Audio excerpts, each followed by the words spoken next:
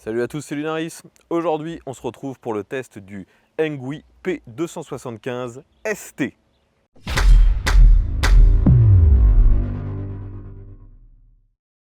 Donc les amis, aujourd'hui, de nouveau le test d'un vélo à assistance électrique. Et d'ailleurs, ce modèle pourrait vous évoquer quelque chose si vous suivez régulièrement mes tests, car j'ai déjà testé son grand frère, le Engui P275 Pro. Donc aujourd'hui, ils m'ont envoyé la version ST.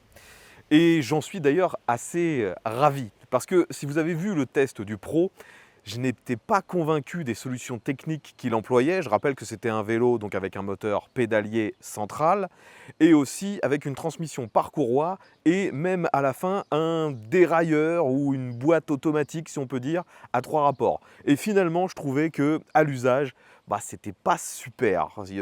Même si le matériel était de qualité, il fallait vraiment forcer, c'était pas un vélo qui était facile.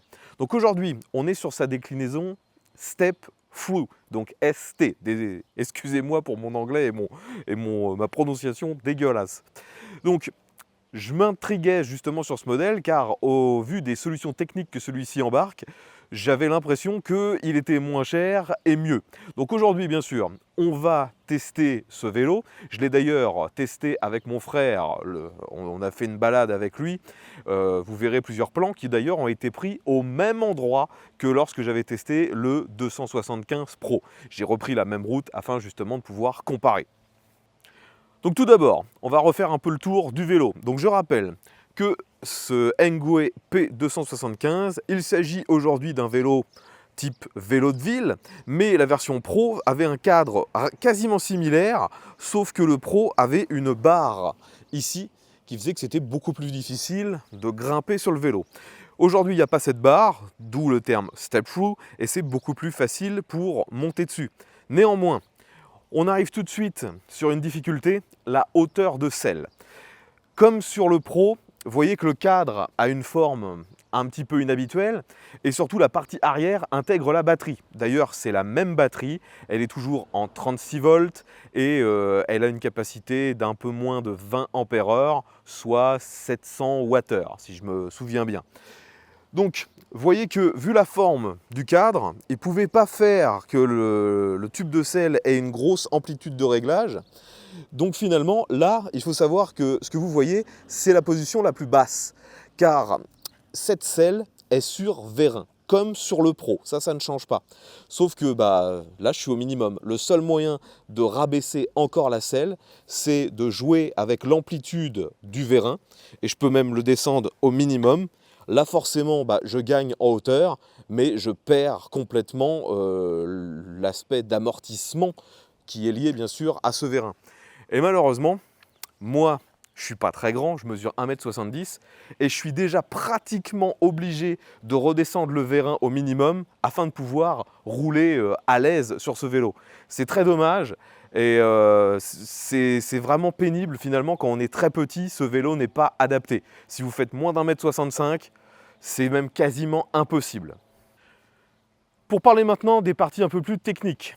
Je vous disais que la version Pro intégrait un moteur pédalier central. Ici, c'est la même chose, mais vous pouvez voir qu'il ne s'agit pas du même moteur. Sur le Pro, il s'agissait d'un moteur de chez Bafang. Aujourd'hui, il s'agit d'un moteur Ananda. Celui-ci développe 250 watts nominal, soit la puissance maximum autorisée pour un vélo homologué. Et il semblerait que sa puissance en crête soit aux alentours des 450 watts. Donc c'est un moteur central, donc aussi avec un capteur de couple, ce qui fait qu'il n'y a pas d'accélérateur. Franchement, c'est un vélo vraiment homologué. Et le fait d'avoir un capteur de couple fait qu'on a une assistance qui est très fluide lorsque vous l'utilisez. Et franchement, ça marche très bien, d'autant plus qu'aujourd'hui, on a un dérailleur de chez Shimano, la référence Altus, et surtout à 9 rapports. Donc vous pouvez réellement adapter votre fréquence de pédalage à la route, ce qui n'était pas possible sur la version Pro vu qu'il n'y avait que cette boîte automatique à 3 rapports. Là finalement c'est beaucoup plus simple et comme sur le Pro on ressent assez peu le poids du véhicule. Là c'est un vélo qui pèse avec la batterie 25 kg. Et les pneus ne sont pas trop gros, ce sont des pneus en 27,5 pouces de diamètre. C'est les pneus type VTC, donc on peut prendre quelques chemins, ça c'est pas un problème, mais vous ne pourrez pas aller vraiment en forêt, c'est pas conçu pour. Néanmoins, dans un petit chemin, ça passe. On l'a essayé avec mon frère. Et donc, pour vous aider, vous avez ce moteur et vous pouvez le configurer via ce petit écran couleur. Alors malheureusement, là je suis en plein soleil, donc c'est très difficile à voir. C'est d'ailleurs le problème de cet écran. La luminosité n'est pas assez forte. Sinon, on retrouve à peu près les mêmes modes que sur la version Pro. On a donc le mode Eco, Tour, Sport, Turbo, Boost. Et donc, plus vous montez vers Boost, plus le vélo va vous aider.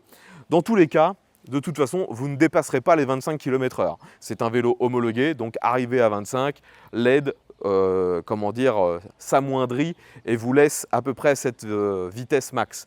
Même s'il y a un petit delta, vous pouvez monter à 26, 27 sans qu'il y ait une coupure franche. Du moins, ça me semble beaucoup plus agréable et moins franc sur l'arrêt de LED que sur le Pro qui lui était vraiment très rapide et d'un seul coup vous aviez plus d'aide, c'était relativement désagréable. Là, rien à dire, ça fonctionne très bien et même en mode éco sur du plat, franchement, on n'a pas besoin de forcer. On a repris avec mon frère donc la même côte que lorsqu'on avait testé le Pro, où on avait vraiment eu des difficultés à emmener le vélo tout en haut de la côte. Par chez moi, c'est une côte qui est assez connue, c'est la côte des Deux Amants. Aujourd'hui, avec celui-ci, on l'a gravi avec beaucoup plus de facilité, justement parce qu'on a le dérailleur qui nous permet de mouliner. Mais je tiens à repréciser que contrairement à beaucoup d'autres vélos qui ont eux des moteurs dans la roue et souvent un accélérateur, là il faut réellement pédaler, il faut mettre un effort. Si vous ne forcez pas un minimum, le vélo ne vous aide plus. C'est vraiment un vélo à assistance électrique et non pas une pseudo-mobilette comme on a trop souvent des véhicules de ce genre dans cette gamme. Là c'est vraiment un vélo à assistance électrique. Donc néanmoins ça nous a permis de monter la côte sans qu'on se crève, alors vous voyez que moi je suis pas du tout sportif, hein. C'est efficace. Et forcément, lorsqu'on est arrivé en haut de la côte, il a bien fallu à un moment la redescendre. Et là, on a mis donc à l'épreuve les freins. Et comme sur le Pro, les freins sont excellents. C'est du matériel de chez Tektro. Frein à commande hydraulique et bien sûr frein à disque. Ça freine très bien. La précision, le retour d'info au niveau des leviers est parfait. Franchement, les freins, il n'y a rien à dire là-dessus. Et un aspect que j'avais oublié de décrire, comme sur le Pro, il n'y a pas de suspension sur ce vélo. La seule suspension est justement le vérin qu'il y a dans la selle. Et vu que moi je suis trop petit, j'ai pas vraiment l'occasion de l'utiliser vu que la selle est très basse. Donc à l'avant, vous voyez que c'est une fourche rigide. À l'arrière, le cadre est lui aussi rigide. Donc il n'y a pas réellement de suspension sur ce vélo. Néanmoins, la configuration de celui-ci, la taille des pneus, la toute petite suspension qu'on a dans la selle, tout ça permet d'avoir un minimum de confort et surtout la position sur cette version ST fait qu'on est très droit, le guidon remonte énormément, donc on est bien sur ce vélo. On est beaucoup plus à l'aise sur cette version Step Through que sur la version Pro qui imposait une position très vers l'avant, très penchée et qui n'était pas du tout adaptée à quelqu'un de ma taille. Là sur celui-ci, c'est franchement très agréable à piloter, sauf la hauteur de selle qui est un petit peu trop haute, je vous en ai déjà parlé. Maintenant, parlons un petit peu des accessoires. Donc vous voyez que sur ce modèle, on a des grands garde-boue en métal devant et derrière. Ils sont suffisamment enveloppants. Donc même dans le passage qu'on a fait avec mon frère, où on était un peu en forêt, en bord d'un champ, c'était très légèrement boueux à certains endroits, eh bien on n'a eu aucune projection. Franchement, ça fonctionne bien. Autre point qui peut être intéressant si vous désirez utiliser ce vélo au quotidien, on a un porte-bagages. Donc porte-bagages en métal, celui-ci est conçu pour soutenir une charge jusqu'à 25 kg. De nouveau, c'est plutôt pratique. Et le dernier point que j'allais oublier, l'éclairage. Comme sur la version Pro, le phare avant est intégré dans le cadre. Et je trouve d'ailleurs que ça participe à l'esthétique de ce vélo. Si je me souviens bien, il s'agit d'un phare qui est homologué sous une norme allemande pour les vélos. Par contre, à l'arrière, comme sur le Pro, je retrouve le même petit phare. C'est même pas vraiment un phare, c'est juste une petite loupiote qui vient s'encastrer ici sous la selle. C'est pas relié au reste du vélo, c'est un truc à pile. Si vous appuyez une première fois, ça s'allume. Si vous rappuyez, ça clignote. Donc ça, personnellement, je trouve que c'est vraiment bas de gamme et ça ne devrait pas être sur un vélo qui coûte aussi cher. Parce que comme sur la version Pro, c'est pas un vélo qui est donné. D'ailleurs, on va tout de suite conclure. Le vélo, comme je m'y attendais, finalement, il est bien mieux, bien plus agréable, bien plus facile que la version Pro. Et en plus, il est moins cher. La version Pro était à 2300, 2400, enfin, il était très très cher. Celui-ci est disponible sur le site de Engui au moment où je tourne cette vidéo pour 1900 €. Et je sais qu'il y a parfois des codes promo qui le font encore moins cher. Donc c'est déjà bien plus raisonnable.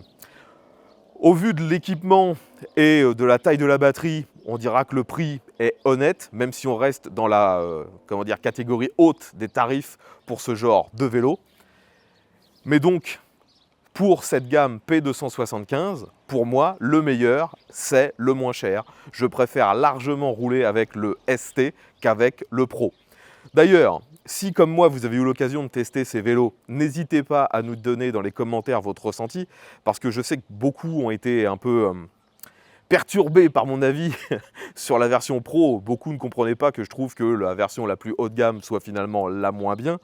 Et bien là, j'ai la confirmation, je préfère largement celui-ci à l'usage, qui est beaucoup plus polyvalent, beaucoup plus agréable. Et vous voyez que la finition est plutôt bonne également. Là, c'est un blanc mat avec une finition orange pour le logo. Mais il y a aussi un biton blanc-orange où on peut aussi l'avoir en noir, si je me souviens bien. C'est des coloris qui sont de nouveau assez proches à la gamme 275 Pro. Enfin voilà les amis, je pense maintenant avoir fait le tour de toutes les caractéristiques de ce vélo assistance électrique. Si vous avez des questions, bien sûr, l'espace commentaire est là pour ça. Si vous voulez en savoir plus côté partie technique et tarifs, je vous mets bien sûr un lien vers le site de Engui. Comme d'habitude, si ce test vous a semblé utile, n'oubliez pas de mettre un petit pouce vers le haut, de partager cette vidéo sur les différents réseaux sociaux. Je vous invite à vous abonner si ce genre de contenu vous intéresse. Vu que vous l'aurez compris, maintenant je teste ce genre de vélo assez régulièrement. Je vous remercie encore d'avoir regardé cette vidéo dans son intégralité. À bientôt et V à tous.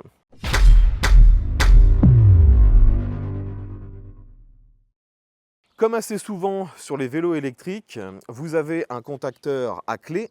Celui-ci est juste là, dissimulé derrière le caoutchouc. Mais son seul rôle, c'est de déverrouiller la batterie.